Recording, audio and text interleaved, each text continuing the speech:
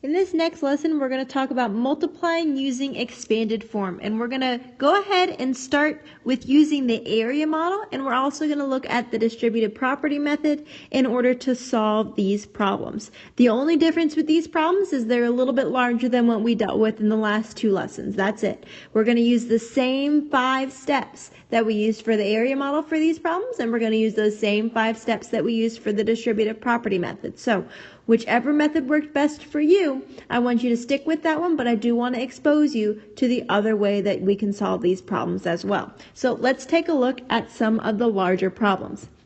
We're going to start off with 3 times 124, and I'm going to start with the area model, and I'm going to draw that nice and big on this screen. So please make sure you have your pencil and your notebook out, and I want you to do this with me. 3 times 124, I'm going to start, my first step was to draw my rectangle, so that's what I need to do first.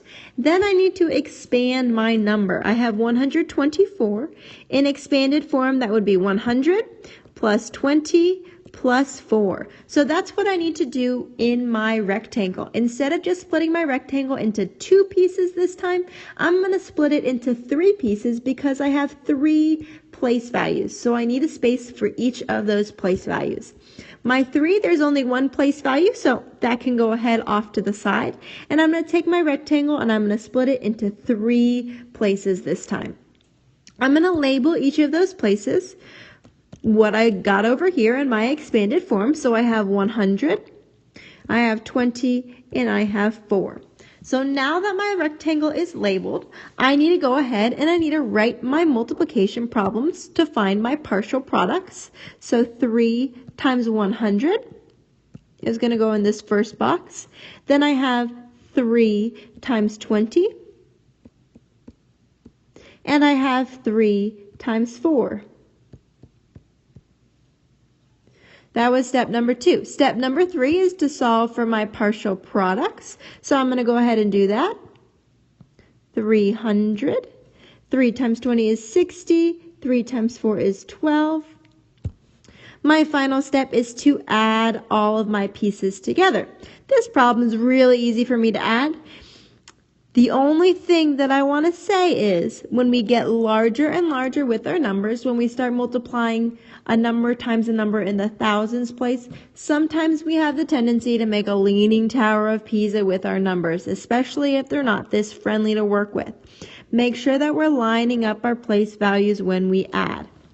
It's really easy for me right now to add 60 plus 12 and get 72, and then I can add it to my 300 to get my final product of 372. Sometimes it's really challenging to add 3 numbers at a time, and it's a lot easier to start with just 2 numbers. It does not matter what order we add in. The commutative property tells us we can add whichever numbers we want first, as long as we're adding all 3 eventually together. So take your time when you're adding and make sure you don't make a little silly mistake. Okay, the answer to this problem, our final product is 372. And we did the area model for this by expanding our number and using our rectangle. Okay? Let's take a look at the same problem, and we're going to use the distributive property method. Our distributive property says the first step is to write our problem down. We got that taken care of. Our next step is to expand our number. So our 3 stays the same, and then we have our parentheses of 100 plus 20 plus 4. Our third step is to take our 3 and distribute it inside of our parentheses. So 3 times 100 plus 3 times 20 plus 3 times 4. Our next step is to find our partial product. So I'm going to multiply each of these pieces. 3 times 100 is 300 plus 3 times 20 is 60 plus 3 times 4 is 12. My final step is to add. Again, it does not matter if you add all 3 numbers together or just add 2 first. I'm going to add these 2 and get 72, and then I'm going to add my 300 and get 372. You see, both ways I got the same answer. It's just a different way for me to solve my problem. Let's take a look at another problem. For this problem, we have 5 times 396, and I'm going to do both the area and the distributive property methods on this page. So I need to first start out by drawing my rectangle for my area model. And I'm going to draw or write my number down over here, my problem, 5 times 396. Now my first step, regardless of which problem I'm doing, is I need to expand my number 396. And I get 300 plus 90 plus 6. And I'm going to use that to help me in my area model. So I'm going to split it into 3 pieces. And I'm going to label my side 5. And then I have 300, 90, and 6. Over in my distributive property, I have 5 times 300 plus 90 plus 6. My next step is to go ahead and find my pieces that I'm going to be multiplying. 5 times 300, 5 times 90, 5 times 6. And again, notice these are the same partial products that I'm going to see over here when I'm using my distributive property method.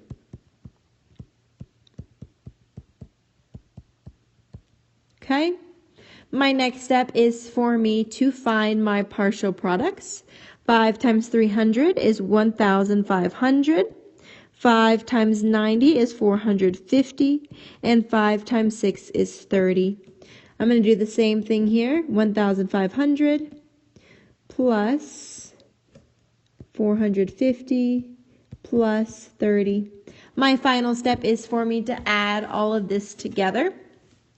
I'm going to start by just adding 2 numbers at a time. So I'm going to start with 450 plus 30, and I get 480. I'm going to do the same thing over here in my area model and get 480.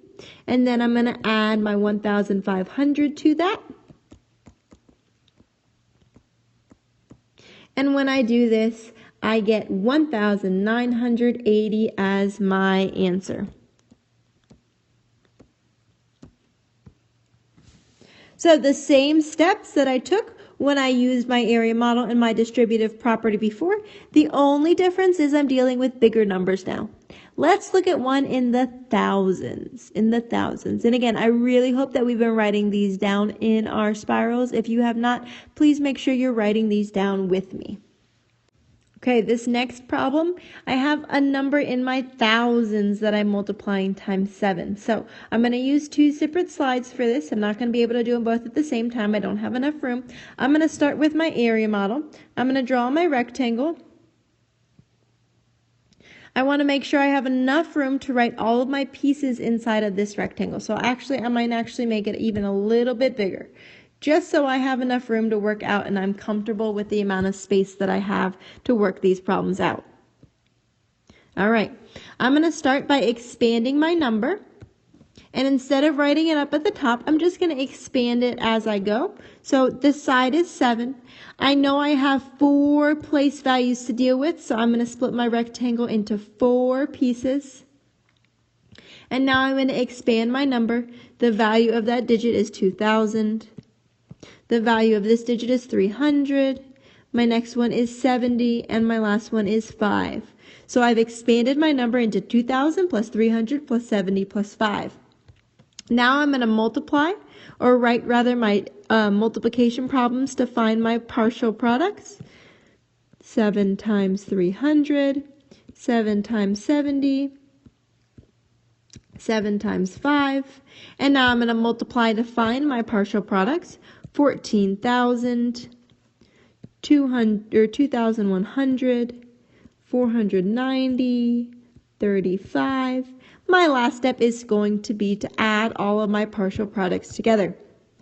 Now I mentioned, as the numbers get bigger, it's harder to add them all at once. So just add 2 numbers at a time and go from there. 490 plus 35 is 525. 14,000 plus 2,100 is 16,100. And now I can add these together really easily, and I get 16,625 as my final product. Go ahead and take a second and write this problem down in your notebook. And then we're going to solve this same problem using our distributive property or expanded form method. So here we have the same problem. Our first step is to expand our number. So 7 times 2,000 plus 300 plus 70 plus 5. Our next step is to distribute our 7 inside of our parentheses. 7 times 2,000 plus 7 times 300 plus 7 times 70 plus 7 times 5. We're then going to solve for our partial products. We already know what the answer should be because we just solved this problem. And now I'm going to add my partial products together.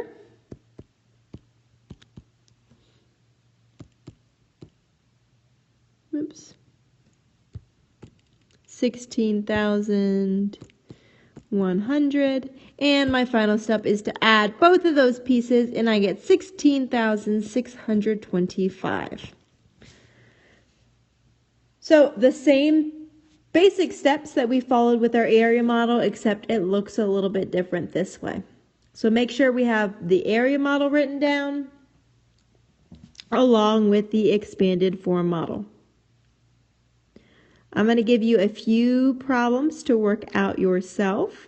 You may use the area model or you may use expanded form. As long as you are showing your work, it does not matter which method you choose. You should get the same exact answer. If you want to check your work, using a different method is a great way for you to check your work. The first problem I'd like for you to solve is 5 times 253. Go ahead and give that problem a shot. You may use the area model to solve this or the distributive property method called the expanded form method as well. Go ahead and check your work as I solve this problem. I have 5 and I've split my rectangle into 3 pieces because I have 3 place values, 253. I'm going to do the same thing over here. I'm going to expand 5 times 200 plus 50 plus 3. I'm then going to find what I'm going to be multiplying. So 5 times 200, 5 times 50, and 5 times 3. I'm going to do the same thing over here by distributing my 5 inside my parentheses. 5 times 200 plus 5 times 50 plus 5 times 3. Now I'm going to solve for my partial products. I have 1,250, 15, 1,000 plus 250 plus 15. I'm then going to add these up. I'm going to start with 2 numbers at a time. 265, 265 plus my final 1,000. And I get 1,265 as my final product. Check your work. Make sure you also got 1,265 as your final product. And then let's try another problem.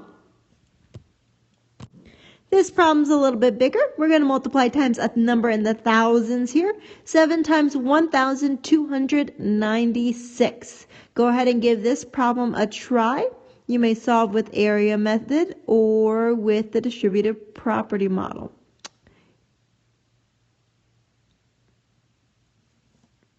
Go ahead and check your work as I solve this problem. I have 7. I'm going to break my rectangle into 4 pieces because I have 4 place values. Over here, I'm going to be expanding my number as well. So I have 7, and I'm going to take 1,000. That's my thousands place, 200. I have 90, and I have 6. 7 times 1,000 plus 200 plus 90 plus 6. Now I'm going to go ahead and I'm going to find those smaller multiplication problems to find my partial products. So 7 times 90 and then 7 times 6. Over here I'm going to distribute my 7, so I have 7 times 1,000 plus 7 times 200 plus 7 times 90 plus, let's make sure I can fit it, 7 times 6. All right, now I'm going to go ahead and find my partial products. 7,000, 1,400, 630, 42. Same thing here, 7,000 plus 1,400 plus 630 plus 42, and I'm going to end with adding two numbers at a time. These numbers are pretty big to add all of them at once, so I get 672. When I add my thousands and my hundreds, I get 8,400. Now my final step is to add these all together. When I add these all together, I get, 9,072. 9,072 as my final product. Check your work. Make sure you didn't make any mistakes. If you did make mistakes, go ahead and fix them in your notebook. And you'll have one more problem to do. Here's your last problem for the day. 9 times 837. Now the reason why you're working these out in your notebook is so you have notes to go back and look at when you are solving these problems later on, whether it's in class or at home. You'll have a reference to look at. Okay, go ahead and solve 9 times 837 now.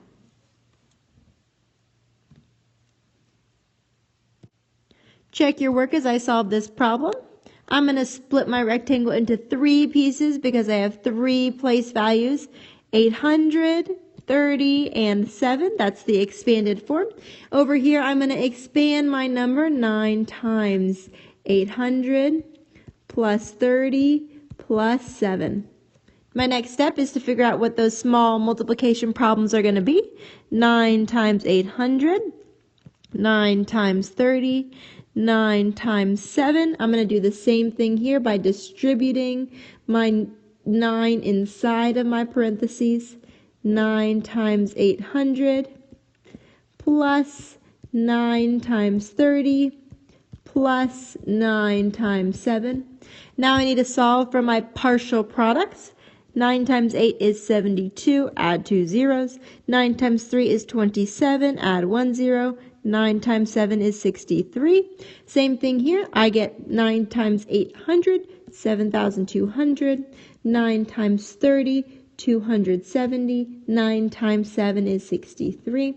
My final step is to add and find my partial products. Add those together to find my actual product.